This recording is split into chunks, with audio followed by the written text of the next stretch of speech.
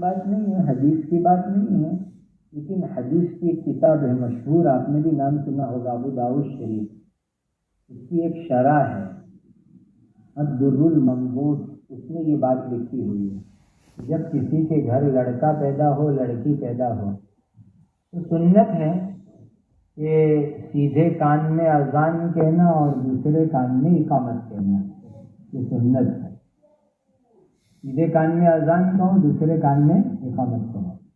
ایک عمل سنو، اذان اقامت کہنے کے بعد بچے کے کان میں قل هو اللہ کی پوری سورت پڑھ دو۔ اذان اقامت کہنے کے بعد بچے کے، بچی کے، لڑکے کے، لڑکی کے، بیبی کے کان میں قل هو اللہ کی پوری سورت پڑھ دو۔ اس کا فائدہ یہ لکھا ہے کہ اللہ اس کی برکت سے اس لڑکے کی پوری زندگی زنا سے حفاظت کریں گے، کبھی وہ زنا نہیں کریں گے۔